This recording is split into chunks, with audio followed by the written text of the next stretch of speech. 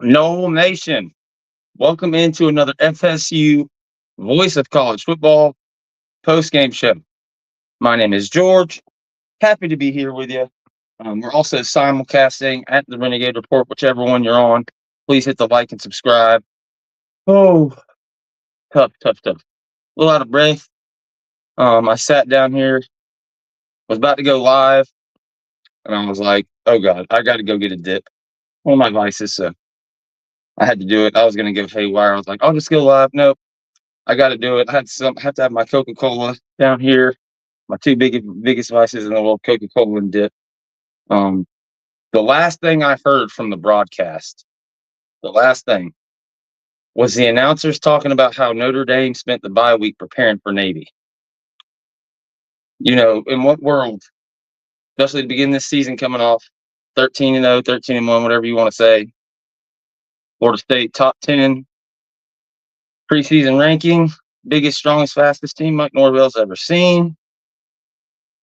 Would you imagine Notre Dame has a bye week to prepare for Florida State, and they're spending it on Navy? I would have told you were absolutely nuts in the offseason, but hey, that's where we are at 1-9 now. Another thing I heard there at the end of the broadcast, I believe FSU has now broken the modern day record, or since 2000, most losses ever in an entire season by a top 10 pre-ranked team, and there's still 3 games left. Tough to watch, guys.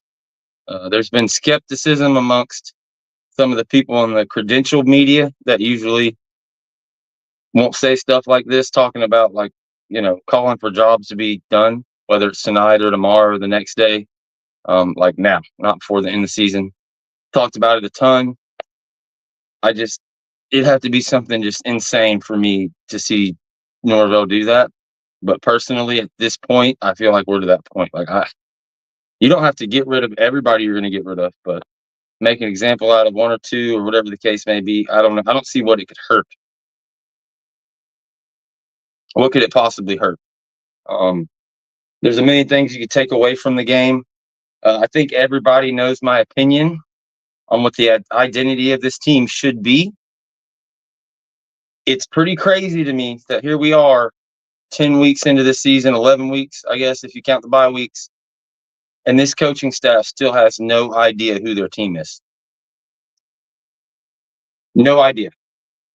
They don't know it. To me, it's obvious. But look, hey, guys, I'm not a professional college football coach. I'm just a guy that watches and breaks down all the film, listens to professional guys talk about it, talks to those different coaches and things of that nature. From my point of view, all year long, I've been screaming, hand it to Philly, hand it to Philly.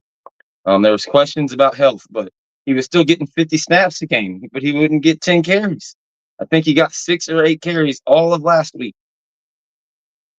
The only positive things, the only good things this offense has done the entire year has been off them handing it to Toafili on early downs. And for whatever, as a running back, not as a tailback. And for whatever reason, they have been starting him the last 3 games at the starting running back and going with that and sticking with him for about the first half of the drive. Or you took till you get down to the 30-yard line or in the red zone. And then, that's when we're going to give Sam Singleton his first carry. He almost fumbles it. We had a similar situation where he did fumble it, or a different back fumbled it earlier in the year.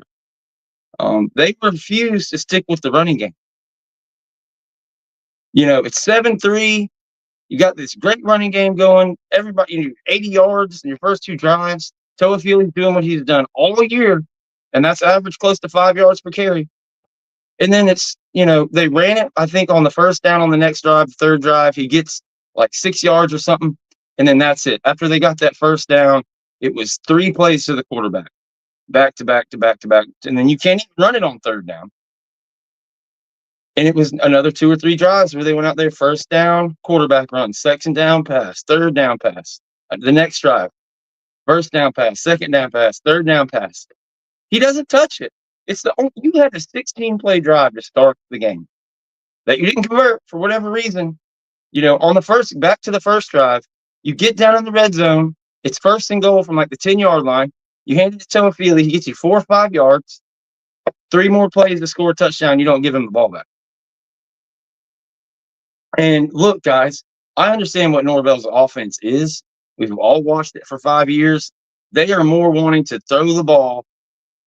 They got to be able to throw the ball. They want to throw to set up the pass. And it's like they're being forced to run it early, but as soon as they get down 1 touchdown, they just completely abandon it.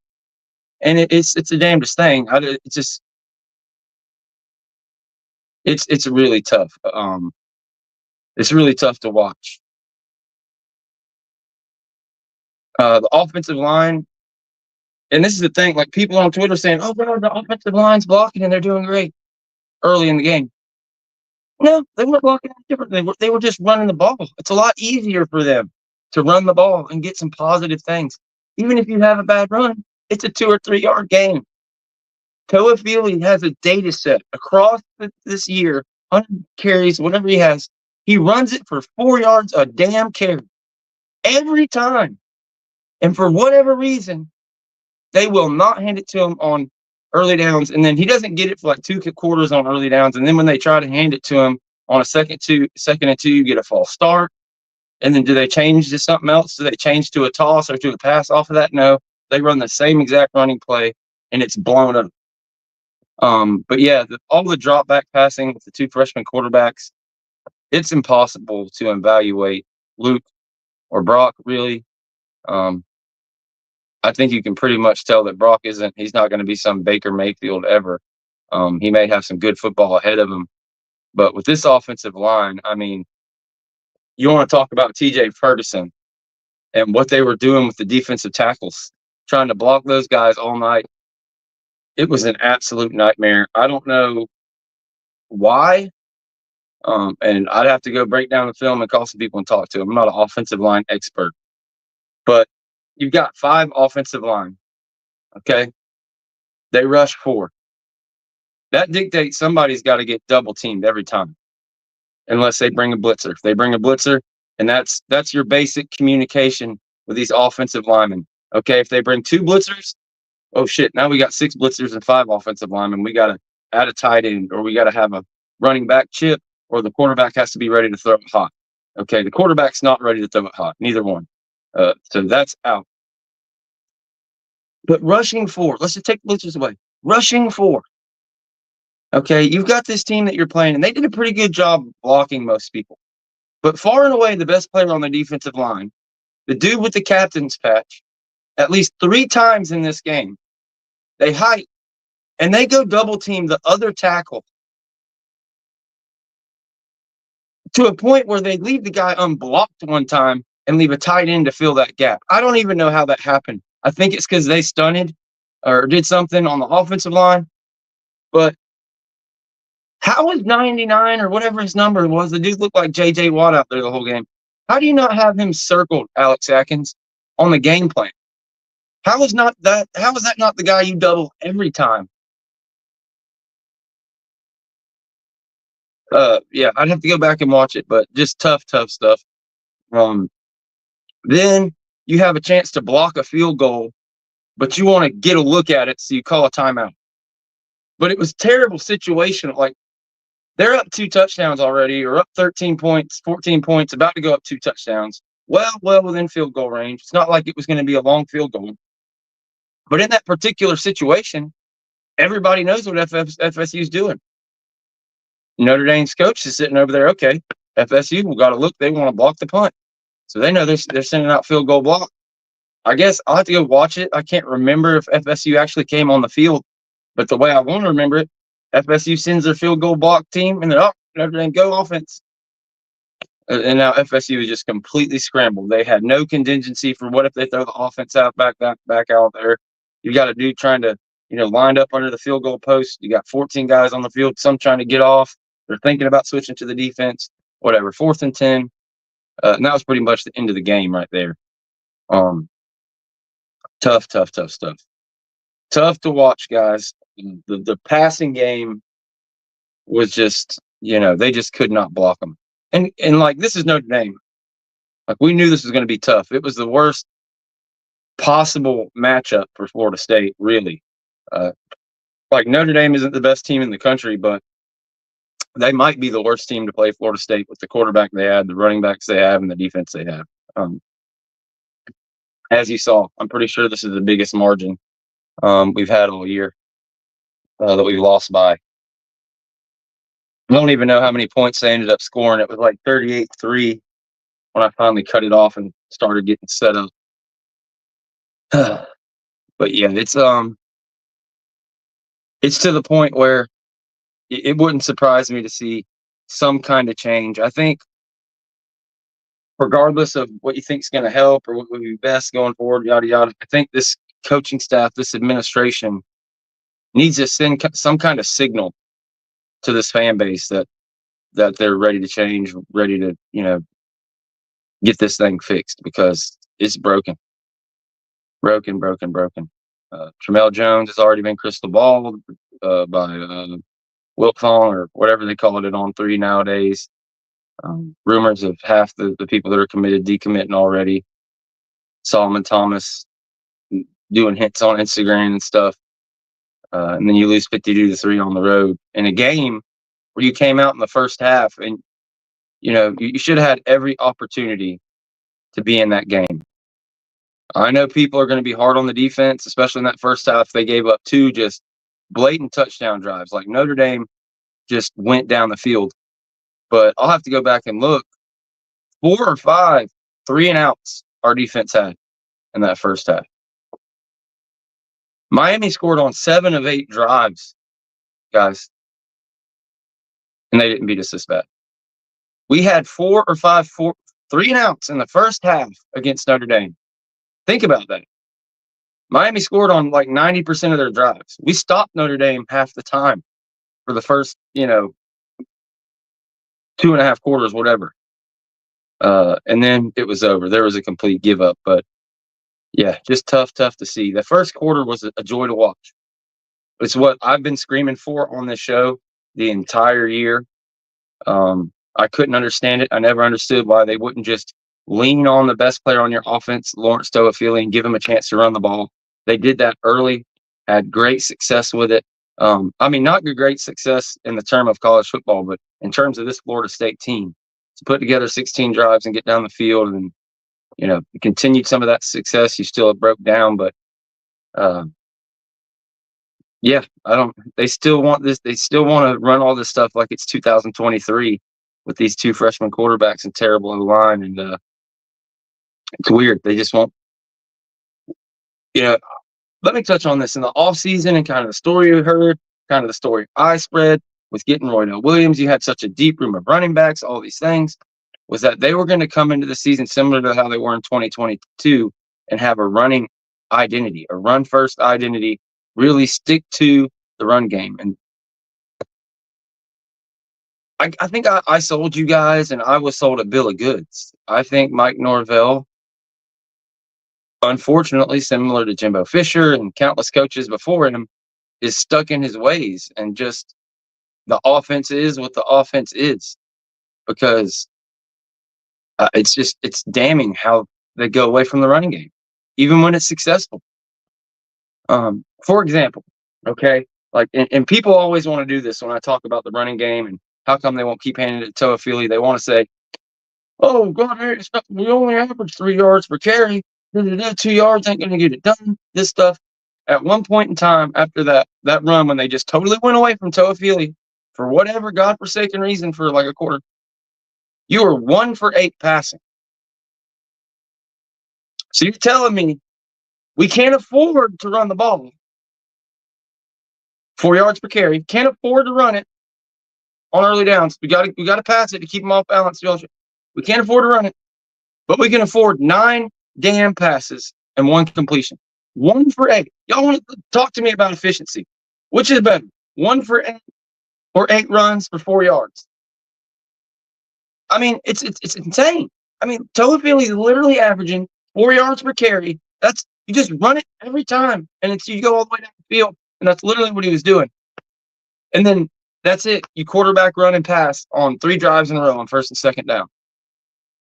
And every single time, you're either 2nd and 10, 3rd and 10, or 2nd and 17, 3rd and 25, to where you can't even try to run it on 3rd down. They had success tonight, even with Singleton running it on 3rd and 5, 3rd and 6, and they still wouldn't run it on 1st and 2nd down. Why? Somebody in the chat tell me why. I'm over it. I'm gonna start looking at y'all's messages and talk about y'all stuff. But I feel like I don't get much response from anybody anybody I talk to. Nobody gets as upset about this as I do, and maybe it's just because I'm a couch quarterback. But it just seems insane to me that you wouldn't just lean on and try to build that identity with Lawrence Toafili. Yeah, it drives me nuts. I don't understand it. Yeah, Kevin Hickson. What the heck was up with rolling the quarterback to the right the whole game? It was like a Tecmo Bowl,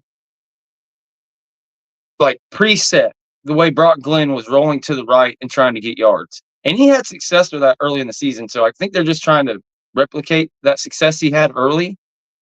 But it's the same angle, it's the same rollout every time, cutting the field in half. And Notre Dame was on it so hard all night long. Every time they show the replay, guys are triple covered. I mean, they're daring us to run it all night, and we just wouldn't freaking do it. They wouldn't do it. And sorry if I'm giving you a headache with how loud I'm getting, but I mean, it's just frustration, guys. Yeah, this is another observation. CHJ229. George, did you notice our guys hardly have any tomahawks on their helmet due to no positive plays this late in the season? Yeah, somebody posted a picture of Kevin Knowles' helmet, I think, and it had like 3 tomahawks on it. It's unlike anything I've ever seen until somebody pointed it out. I didn't notice it, but yeah, sure enough, the helmets are straight gold, no tomahawks. It's I can't even remember. Can anybody remember the last turnover we picked up? Special teams was a strength. It was one of the only kind of strengths. And I get Mike Norvell wants to keep us in these games. He was trying to genuinely cut it down, but you go for it so many times on 4th down and field goal range. It's ridiculous. You left 6 to 9 points on the field again tonight. Like, I think the toll it takes on the defense of getting nothing is not worth the risk. I think it would be better to just take some points, have a regular kickoff, and not just send your defense just right out there at the freaking, wherever you get turned it over, the 40, the 30, every single time. So there's that. And also just the fact that you have one of the best kickers in the game. You never use him. Did we even kick? We kicked a 1 field goal when we, and it kind of defeats logic that you go for it on 4th down at the 30 when you've got a guy who can kick it 45, 50 all day long, that you get down to the red zone and then like the 10-yard line, and then you take the points. Like, don't get me wrong. I was just saying take the points. But why do you not take the points well within field goal range when you could possibly give it up to them at half field, but then you don't go for it when you could you could run it and get a touchdown. So it's tough. Tough.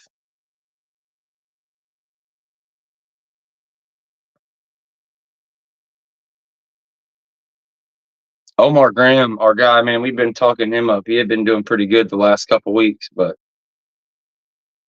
he got lit up. He got isolated on a lot of these plays. Touchdown to the tight end. It was played so horribly. I don't know if it was a miscommunication, but he was lined up. The tight end was lined up outside, and here's your linebacker like 3 yards inside of him, basically pushing him outside right where he wants to go. And there was no safety help. So he basically just said, here you go, touchdown. And then on several other plays, screens, or if he's watching the quarterback, he got caught inside and just, beat a lot of different times. Not going to hammer on him. It's tough. But if you found out that all of a sudden your linebackers coach is gone and Ernie Sims is going to step up as a what do you call it? Interim head coach or linebackers coach, I don't see like what the harm would do in that. As I said earlier, like the play of the wide receivers, the play of the linebackers, and the play of the offensive line, there is cause for termination. Cause for termination. 100%. And I don't know what keeping any of these guys around for 2-3 more weeks. I think we may have another bye week in here. I'm not mistaken. Somebody can tell me. I'm confused. I'm so dazed and confused from the season. But yeah, that was a crushing victory, 52-3. That's bad stuff, man.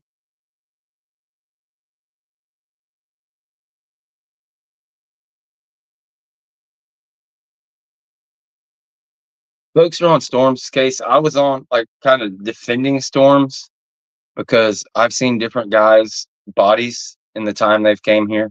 Like, you can name the guys: defensive linebackers, wide receivers. Like, you can see the difference, and it was a stark difference from the end of Jimbo and in the Willie time. But right now, it don't look that way. So I don't. Is it strength and conditioning is the reason the wide receivers and the offensive line can't block or catch? Is it strength and conditioning why the defensive ends are getting blown off the ball? Like, Pat Payton had the same strength and conditioning guy the past 2 years when he was balling out there next to all the good defensive linemen. I don't know. Did maybe something go on in his personal life and he slipped and things changed? Did he go more cardio? Maybe so. Maybe that has something to do with the way they use their running back. Do they have some theorem or some idea of not wanting to spread out usage? So, okay, Toafili's had 4 touches. We got to pull him and put somebody else in. Because I've never in my life, never watched a football team that was incapable of going 2 minute with one running back or 4 minute with one running back.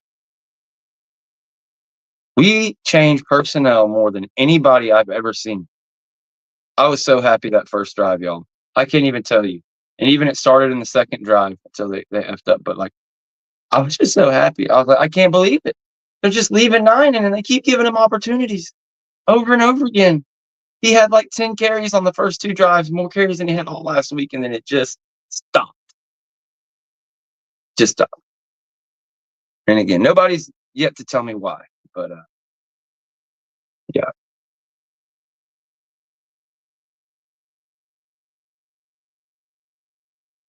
A lot of folks were disappointed when Norvell put Luke in only for 1 series and then pulled him. I get where you're coming from, but from what I've seen of him out there, I don't know how much better it is. And it's not Luke's fault. I'd almost just as soon as sit Luke and let him get his red shirt the next 2 games. That's something we talked a lot about here, depending on the season went, because they're putting Luke in a terrible position. One of his first or second drives when he gets out there, he drops back, and that's the play where Ferguson just turns the best player on Notre Dame's defense free to help the center, and he free rushes and bulldozes him.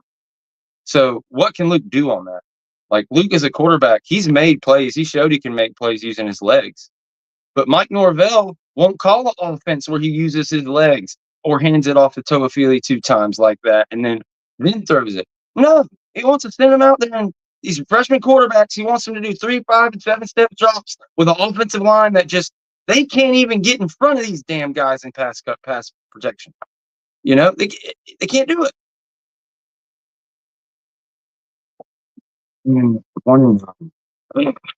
Where do you go from here? These things are getting harder and harder to do, guys, obviously, because I've been saying it now for going on for over 2 months. There is no, I guess not over 2 months, month and a half. There is nothing there's no possible way this thing is going to change in a major, significant way until changes are made, until staff is fired, until players are run off and new players are brought in. So, yeah, it's rough. How many coaches do y'all think? Do you think the staff will make any changes? Do you want them to make changes? If so, how many coaches do you think could possibly get let go before the end of the season? What do y'all think about that? Personally, I would like to see 2 guys get the axe tomorrow. Announce 2. I don't even care if it's off-season personnel. Something Do something to signal some kind of change. That's all. But yeah, fire the whole staff. I hear you guys. Mike Norvell, $65 million bailout, whatever. Yeah, that golden parachute is looking less and less daunting the farther this goes. Hoping to have a big booster on next week to kind of gauge the temperature of how those guys are feeling and what those kind of conversations are like. But yeah, tough. So again, we're right here at the FSU Voice of College Football. I think we're over 5,000 subscribers. Keep hitting that like and subscribe for us. Also, if you're watching over at the Renegade Report, hit the like and subscribe there as well. Sorry, this thing couldn't be more exciting for you guys. But yeah, it's where do we go from here if you're Florida State? I want to say nowhere but up, but no, we've got 2 weeks for this thing to get worse. Florida went down today. They got whooped, so there's a little bit of something there. Nowhere near as bad as we got whooped. Still likely to lose to Florida, but maybe not as bad as we were thinking. We'll see. I'm not sure how bad not AR. I'll keep on calling him AR, but he's probably better than him. Lagway. If they have Lagway back, it's going to be curtains. But if they have to play that third string quarterback, who knows? We may actually have a chance against Florida. We got to celebrate Miami losing to Georgia Tech for a few hours. That's one silver lining of today. Those Miami Hurricane fans that were trying to compare their team to 2013 FSU and more commonly the 2023 FSU team, as I've said over and over again, is absolutely absurd. Can you argue their offense is comparable, maybe a little bit better? I'll give you that argument, but the defense, there's just no comparison. That 23 defense was absolutely nasty, especially by the end of the season. Once they got comfortable and figured out what they were doing, I mean, you didn't have your quarterback, but that defense took an absolute next step level performance. We'll never know what could have been, obviously, but yeah, I think you can lay that to rest. In one of the worst years of ACC football history, you still lost. So yeah, whatever. I know we can't talk, but in this Big Three football thing, we're gonna at least take that as a Big Three football and college football in general is one of the only things in life where it's all right to revel in other people's misery. Any other kind of station in life, breakups, you lose family members, you get fired from your job, you get a bad score on a test. That's called bullying. It's frowned upon. It's not moral. Lord and Savior Jesus Christ, you wouldn't be happy about that. Or whoever your moral compass is, whatever your religion is, it's like, it's frowned upon, stuff like this. But, college football, it is what it is. Clay Fink put out a tweet being like, guys, as an FSU fan, I don't think we should be talking shit about Miami. That's 9-1 now. And we're like, dude, you're about to get flamed. I just liked it. I almost typed something. I was like, I'm not going to be mean. I know he's not like that. He's a student, Kentucky fan, stuff like that. These people that born and bred on FSU or Miami, and 3 generations of your mom and your dad, or maybe your uncle's actually a Miami fan. No, this stuff is different. It doesn't matter how good FSU, Miami, or Florida is. We're going to laugh at them at every given turn and poke fun. As evidenced by Miami the past 20 years, every year just being on us. Miami fans are on us every second. They went crazy when we got left out. We're pulling for us to get left out. I remember Florida at the beginning of the last year trying to say they had the top 5 defense in the nation because they had a soft schedule early on and they were going by total defense. And we see how that went out. But yeah, I can't talk because I said a lot of things about this season in the summer. So that's college football for you, man. You ride the highs and you ride the lows. And right now we are as low as it can get, man.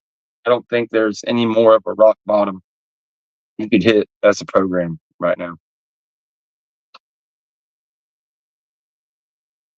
Let's see.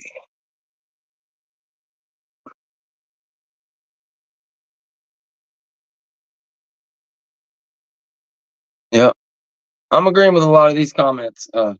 Struggling to find one to talk about. UM should be 8-2. They got gifted. Yeah, there's no doubt that at the very least, should be 8-2, but they have a chance they could be 8-3. If you want to call that Virginia Tech a catch, and then the next game, like all those crazy penalties that allowed them to come back from that big time deficit, it's weird. Kevin Hickson says, "I have a question, George. Where do you stand on Fuller after this game?" This might not be a popular opinion, and I kind of alluded to it earlier. Last couple games, I was really hard on Fuller because every third and long, we were on that stretch of 2 or 3 games where it was just ridiculous. 3rd and 27, 3rd and 17. It didn't matter. We were giving them up. And I didn't like how anytime it went past 3rd and 6, 3rd and 7, we ran basically, and I didn't ever see the all 22 footage. You can just see what you see on TV, which is basically who's in the box. We'd have 5 guys in the box every time, and one of them was a QB spy. And sometimes that QB spy was actually a guy in man coverage, and he'd follow a running back or a tight end. So every third down, you'd rush 4. Miami would stick 6 or 7 guys in protection, and Cam Ward would sit down there for 30 minutes, and he'd find somebody open every single time. In the past, he's shown a great ability to adjust and do different things, but tends to fall on that 4-down lineman and bend but don't break. I hate that. What I saw from Adam Fuller in this particular game was less of that. I appreciated it. I kind of liked the game that Adam Fuller called in a lot of aspects. Outside of the linebackers, a few times getting caught in just absolute precarious situations. Like, for example, when their left tackle went out. He brought 33 down on a blitz, and they had 3 guys lined up on that left tackle immediately to back up when he got in there. And we got home and made some plays. So I saw some good things out there from Adam Fuller. I don't know how much it's Adam Fuller and how much it's, just not having the guys out there to execute. And also the other side of this, it's so hard to judge this defense given what the offense is. I saw James talking about this a lot on Twitter. Imagine as a defensive player, you're just out there for a 6-minute drive and you stop them. Yeah. Then your offense comes out there and, 30 seconds later, it's a 3 and out. Your defensive coaches are trying to have a conversation with you. Before they can even say anything, you're back on the field. Then you somehow manage a 3 and out. And okay, yeah, we're good now. Same thing. You're right back on the field. Then, bam, you get beat up. Terrible drive. They score a touchdown. Then your offense comes out. 3 and outs again. You give up another touchdown. And then your offense finally scores. But that's it. They don't score at all. But that never happened, actually. We never got that second score. So there's just only so much your defense can take. The one thing that sticks out is in a lot of leverage situations where the game is actually close and you need to be able to play defense, teams are scoring easy drives. You don't know how much Notre Dame is not taking chances because they're already up 14-3 or 17-3 or whatever it went to, 21-3, et cetera, et cetera. So that can affect it. But defensive ends, oh boy. Linebacker, oh boy. Definitely, we got to get somebody in there that can recruit the D-line. So whether it's Odell or Papuchis, they got to go. Shannon, he's got to go. So I was totally against Fuller. I didn't think Fuller would get fired at all. But look, it's up for debate now. Like if you said you wanted Fuller gone due to recruiting, I think that's where I would go on Fuller. Wouldn't be coaching so much as recruiting. And maybe I'll regret that in the future when next year he's back and still rushing 4 on every 3rd and long, and just making it obvious. Like I think rushing 4 on 3rd and long, I think when a lot of football people would say, oh, that's fine, that's normal, yada, yada. And I get that. But when that's what you do every single time on tape, you show the same thing, that makes it really easy on an offensive coordinator to say, hey, guys, they're going to rush 4 on this and drop 7. They may drop 6 and lead a spy, but it's like, and the other offensive lines can block, unlike ours. And especially when they bring help. If they bring a tight end and a running back, we're not getting pressure because it has to come from the interior. And when they've got help, it makes things tough. So, yeah. Guys, any subjects y'all want to bring up? I'm struggling to keep this thing going, keep it, and figure out what to talk about without just hammering on the same things over and over and over again.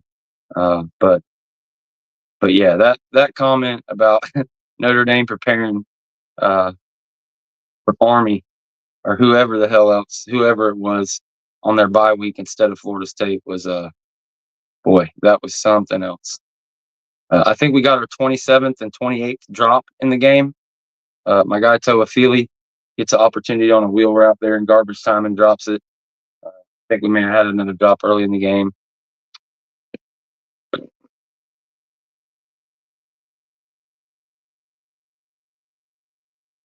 Injuries this year. I've seen a lot of people talking about that in connection with strength and conditioning. Yeah, I mean, fundamentally, you got to look at every aspect of the program. I feel like, and you take it back to the rotations on the offensive line, all the different combinations, having to play 3 running backs on every drive. And now they're all hurt, so we only got 2 left. I think that's what's the biggest thing to help our running game, is them, like, all these guys getting injured around Toafili and forcing them to give him the ball. But I think there's something with their load management, and maybe that extends to strength and conditioning. Maybe they did too much on getting cut and cardio and this and stuff and not enough power. I guess we'll find out at some point, but some of your destinations out there.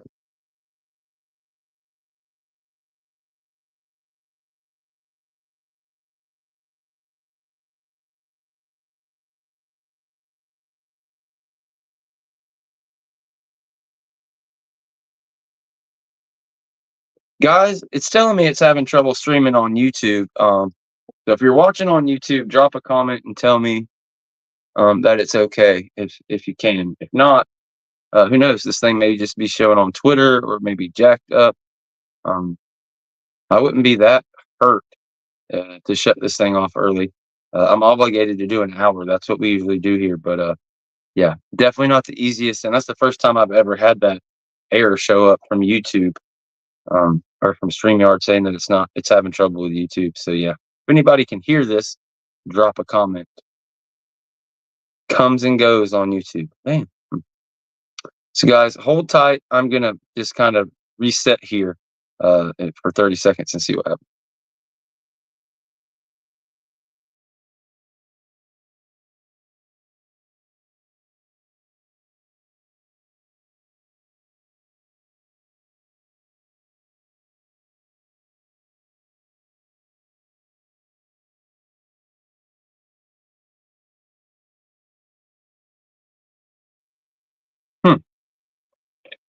I'm back. Still showing an error, but I guess it's popping in and out. People are saying it's working now, so appreciate you guys, everybody in here. Bobby Bristol, new to this. R. Wilmer, Kevin Hickson, David Starr, Juan Jaramillo, K40 Inc., Israel Allen, Harold Clemens, bunch of folks in here. Thank you guys all for joining us. And yeah, it's time for them pink slips, guys. It's just about how many and when they come. Yeah, really tough. This is most wins, I think, or most losses we've had since like 1974. All these firsts have racked up for Mike. That it's pretty tough. Folks saying feels like Mike has lost the pulse of the team. I think that's pretty safe to say. They say the definition of insanity is trying the same thing over and over and again and expecting different results. Like this again, kind of started the show off saying this. These coaches have to be supremely confident. They've been doing this thing their whole lives, playing as a kid, playing in high school, playing in college, becoming a GA, et cetera, working their way up the ranks. They have to believe in what they do. When that college football snub happened, it rocked Mike Norvell's, his whole foundation, everything he taught, everything he believed. It took all that, took it out from underneath him.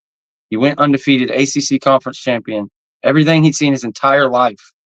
That gets you to the national championship, gets you to the playoff. whatever the case may be.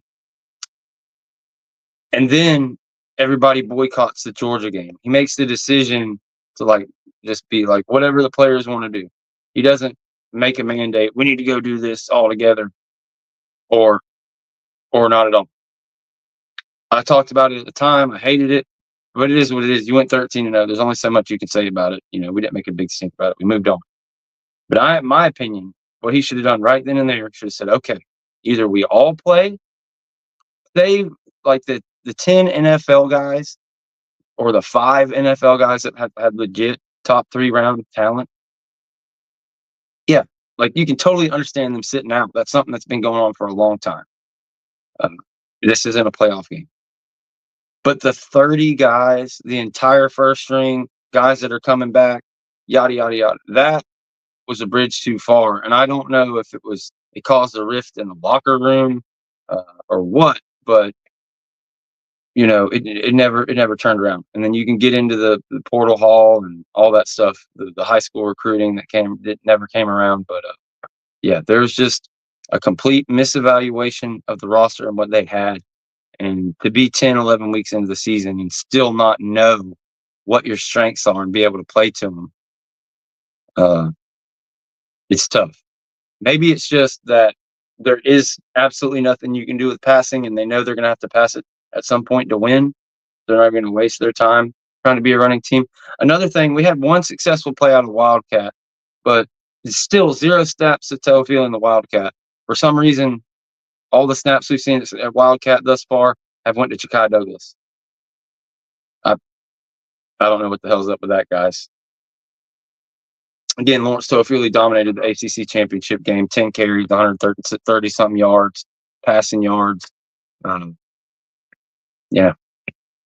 They only scored 16 points. But how many? 16. What's 16 divided by 3, folks? 5 point something. 5 times what we scored tonight. Like what? 5.2. What? If you're going to score 3 points, why not take the freaking field goal? Why not just keep running the damn ball? I don't know. I don't know. And again, I hate to do this and be all negative. It is what it is, but it's the same players. We knew it was going to be bad. It's almost wish it would have just came out terrible. We would have went down, 3 or 4 touchdowns in that first quarter. And Notre Dame could have put it on cruise control, or maybe Florida State settled down and play some football, because it's just that first quarter of showing what is possible and what talent is on this team if they could execute, versus the rest of the game of just everything falling apart. Morlock made a couple good plays. Yeah.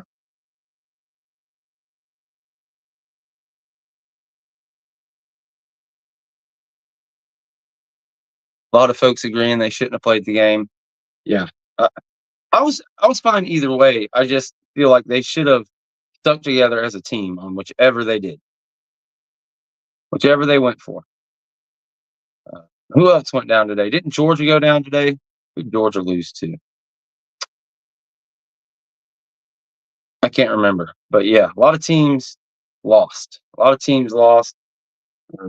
Now nobody in the ACC is undefeated.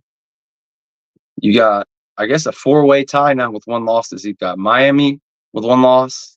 You got SMU with 1 loss, but undefeated in the ACC, if I'm not mistaken. You got Pitt with 1 loss in the ACC, and then Clemson with 1 loss in the ACC. So, yeah, that's tough. Very good chance now. It's tough. Miami pretty much has to win the ACC title now, because if they lose the ACC title, that means they got 2 losses, and they ain't getting in with 2 losses. So, yeah, that prophecy came true. Miami has no chance if they don't win the ACC title, which means nobody in the ACC has a chance if they don't win the ACC title. So, yeah, looking like one team from the ACC, and it's just going to be whoever wins that title. Looks like somebody's going to have a hell of a game in the first round. Well, I guess coming off the bye. Oh, yeah. Man, so if you're number 4, if the ACC champion's going to be number 3 or number 4. Whoever's like, number 5 or number 6 and gets to play them is going to be pumped in that second round. They're going to be straight to the finals. But yeah, sorry, Miami fans. I know we suck, but you still don't have that undefeated ACC season. And if Miami cannot win the ACC, if that doesn't happen, I will be happy with that. I will be really, really happy to still be able to say that Miami still has no ACC title. As we are, we still had a year better than anything Miami's done in 2 decades last year. So, nanny, boo boo. I can't wait to see the Renegade roast Monday.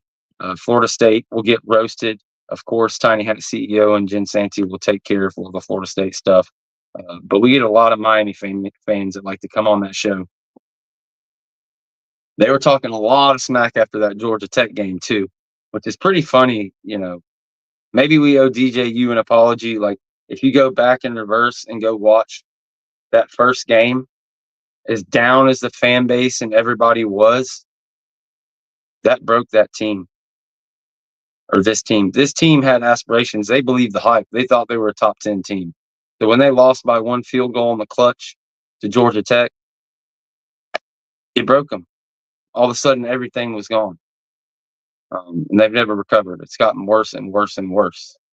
But if you could transpose the team that almost beat Georgia Tech over there in Ireland, you're not going to be great, but you've won more than one game. I can guarantee you that. And to see Georgia Tech go do what they did to Miami, I mean, they were up on Miami all day long. I don't know about all day long, but I know they were up at like 10, 16 points at one point in time. Miami almost did that thing where they come back and win, but the referees didn't come save them this time, and Georgia Tech gets the dub. So, yeah, there's your one shining piece of glitter in today.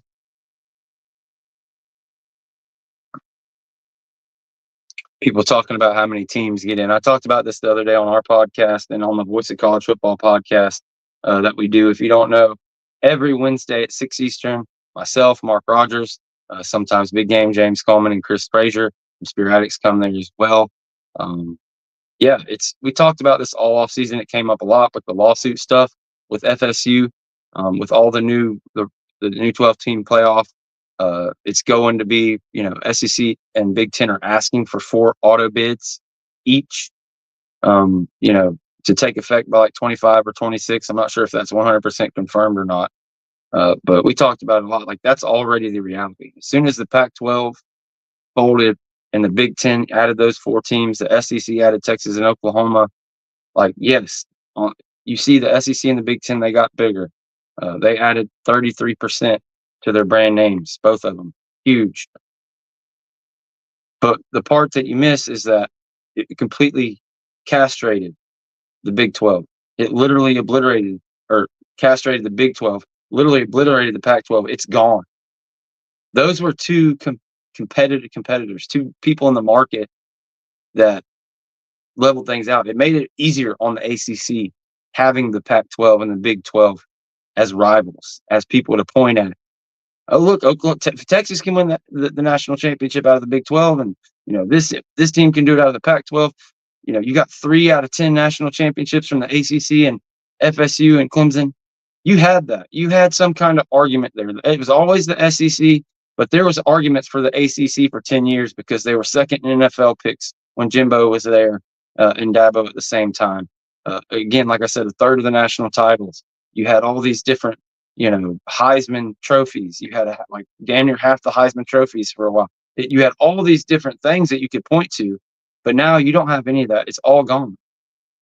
In this day and age, it's just about the brands. A conference can't carry a brand whatsoever. It doesn't matter. If you're BYU, it don't make a shit that you're in the Big 12. It don't help you. If you were an independent, you'd be off just as good. And you can just look at Notre Dame. Notre Dame lost to Northern Illinois, and they've played a bunch of ACC scrubs and service places. And they're number 10 in the nation. They'll probably be number 7 or number 8.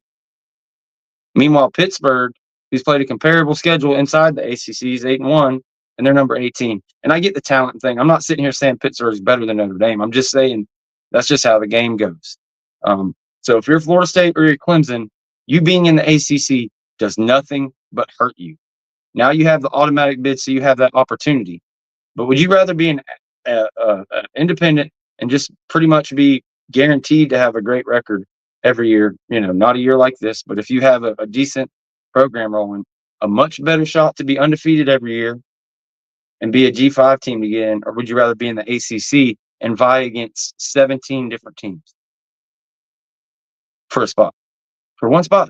That's how you're vying for 17 teams, one spot, versus the Big Ten and the SEC, who have whatever it is, 12 to 15 teams each, and they're going for 4 spots. I don't know if you're good at math, but that's like 1 in 4 SEC teams will be in the playoff every year. 1 in 4 Big 12, Big 10 teams will be in the playoffs every year. In the ACC, 1 out of 16. In the Big 12, 1 out of 12 or whatever. So that's just where it is. So FSU was just denied their summary to motion judgment the other day. And Tallahassee, which just means, it was kind of a Hail Mary attempt. It probably wasn't going to happen. There was a chance they were going to try to get the judge to go and rule in their favor. Try to get that done before the February 1st deadline comes up. But they extended discovery to at least March 7th. So now we do know that the court case, unless some settlement comes out of nowhere, the ACC and FSU will still be going at it in court past the February 1st deadline that ESPN has to extend the contract with the ACC, which currently ends in 27-28. They have until, again, February 1st to extend that through 2036, which is what FSU absolutely does not want to happen, because then that's a whole nother, 8 years you have to worry about paying out a settlement to the ACC if you leave. If you break the contract and pay the exit fee, that's like $140 million. That's where those crazy $250 million numbers come from, having to pay for that almost 10-year span there. I'm predicting here right now, there's no way in hell, after what I just told you guys, just again, 1 out of 4 SEC teams are playoff teams. 1 out of 17 ACC teams are playoff teams. So what does that tell you about the value of each conference? The SEC has 10, 12 of the top, 20 TV products. Big 10 has 8, 9 of the top 10 TV products. The ACC had 1 and FSU last year. Now they've got none, but really it's FSU and Clemson if they get hot. Miami's doing decent numbers this year, but not elite.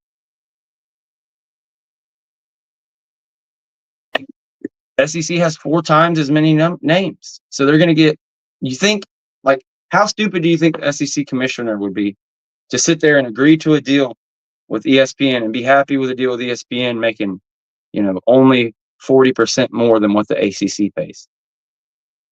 They're not going to do it. They're going to say, look, we've got 4 times the footprint, 4 times of this, 4 times of that. We want 4 times the damn money. You're paying us $80 million and they're getting 60. Something ain't right here. I mean, it's just common sense. And they don't sign these contracts for 30 years like the ACC did. They redo their contracts. That's why we're in the problem we're in. And that's why this extension can't happen. But you guys all know about that. I just wanted to touch on it because, yeah, that's how it is. That's my prediction. ESPN does not extend.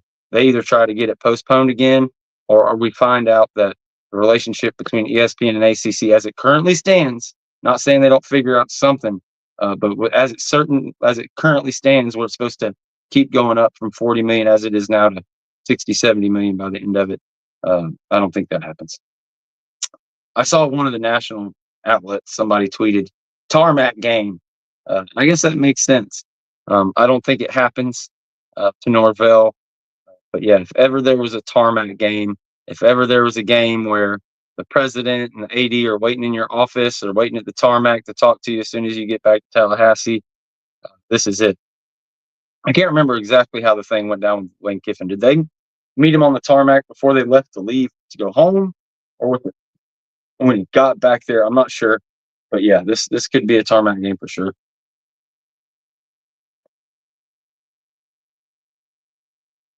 I know a lot of people are calling for Lane Kiffin. I look at Lane Kiffin and I think he's like Mike Norvell, very similar. You talk about coming from a G5 level to FSU and being able to recruit. I can say the same thing about him at Ole Miss. Like, I watched Hugh Freeze recruit at Ole Miss. Lane Kiffin has built Ole Miss just like Florida State. He just didn't lose 12 guys to the draft in one class and kind of empty out. Maybe I'm wrong. They're definitely having probably their best year, couple years. They're on a good run. Maybe Ole Miss just has a ceiling and he could come in here and blow it up. It's just hard. Like, I don't know. I don't get excited. Maybe I'm wrong. He would probably be able to kill in recruiting. That's the biggest thing, and that's what we need. So I guess if Lane came in and would bring the right staff, I'm open to anything at this point, guys. I can't stand on my hubris and be picky and this and that. It's just we need change. We need change, and we need it fast, because what's going on right now is not something I think can possibly solve within. I don't think it's something you can fix in-house, something these coaches can turn around and change. It's just, you have to get guys in here with a fresh perspective to look at it and be able to say, oh, this or that. Not yes men. No kind of yes men. Nobody that's going to be worried about their job or this or that, playing it safe. You got to get some go-getters in here, some ace recruiters. Again, this is a FSU football or FSU Voice of College Football post-game show. Make sure you hit that like and subscribe. Also, the Renegade Report or simulcast over there. If you're on that channel, hit like and subscribe there. As Florida State falls to 1-9, 52-3, lost to Notre Dame. We're just counting down to see the pink slips. The presidential election's over. The season's almost over. 2 more games left to play. I'm hoping and praying they do something early. I don't know what it is, whether it's firing a coach, again, like I said earlier, but they need to do something to signal to the recruits and to the fans, to the boosters, to the people that pay money to the Battle's End. They need to do something to signal a change, signal something. Come out and Wildcat next against Charleston Southern. Let's put together, like, Bryles was famous for doing early in his career. Let's come up with something for Toafili and Jakai, and let's just run that shit the whole game. I don't know if that's possible, but I've seen nothing to tell me that this offensive line is going to be able to drop back and pass block for any of these guys to be able to win.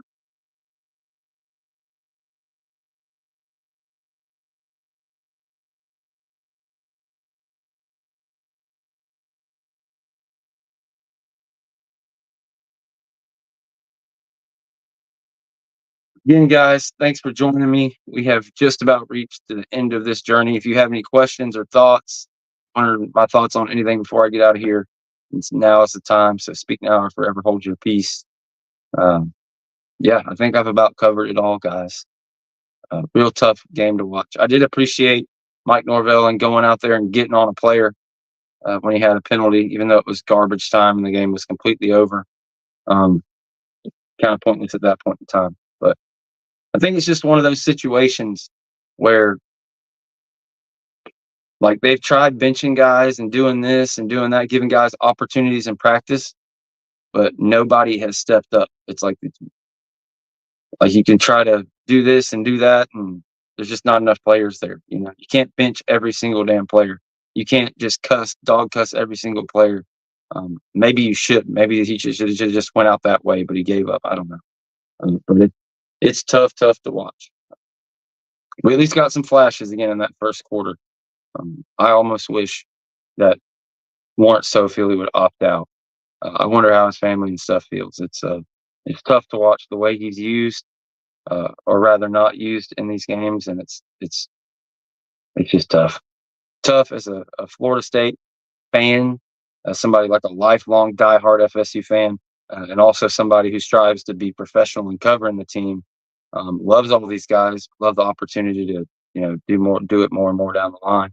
It's tough, but you can't.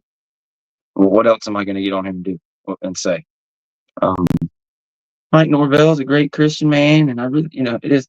I said all that stuff, and I meant it. But this is unprecedented stuff. This is Great Depression.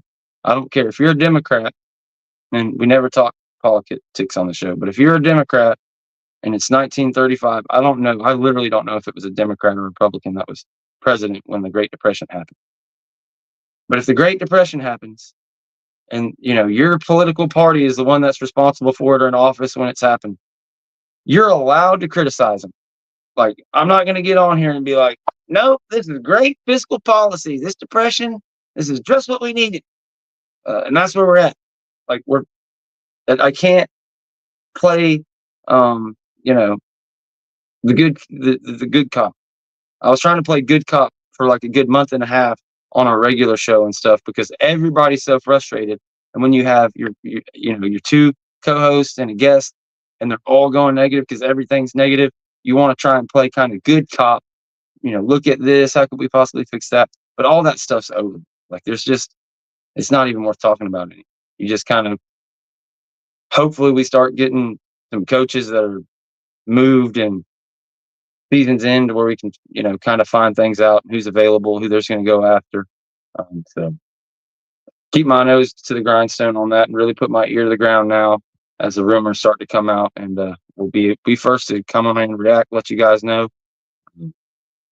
Again, get back here to the FSU Voice of College Football channel. Try to get us to 6,000 subscribers. We go live every Wednesday at 6 Eastern with Mark Rogers, Chris Frazier, James Coleman, and myself. And then, of course, over on my channel at the Renegade Report, we got Mondays, the Renegade Roast with Jen Santee and Tiny Hat CEO. And we obviously have our shows Tuesdays and Fridays. DDR2566 says, did we lose, George? Yes, we lost. We are lost. We are all lost. This shit has ruined college football this season for me. I can barely watch it. I get anxiety before I have to do these things. I love you guys. I love talking football. But it's tough. I hate talking politics, like, just because it gets so emotional and you get back and forth, you get in serious. Like, there's no way you're not going to get in an argument because no two people, even in the same party, agree. But, personally within our group chat, me, Tiny Hat, Jen, Deshaun had like a 3-hour heated back and forth political conversation the other day. And at the end of it, I was smiling, the biggest I've smiled in a month and a half, 2 months. And I was like, what is this? Why am I in such a good mood?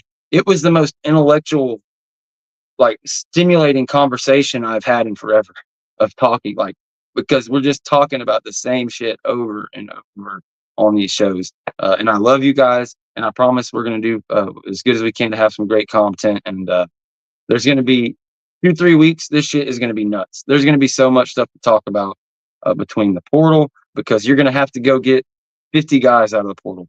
The coaches, the ACC lawsuit, basketball will get the playoff season, baseball will get the playoff season. So look out, the end of November, December, January, we're going to be going nuts at the Renegade Report and at FSU Voice of College Football. And we're going to have some shit to talk about. So love you guys again. We're going to call this one tonight, but go Noles. And yeah, let's get FSU back to what FSU is. I don't care what it takes. Let's get it done, and we'll talk about it again soon.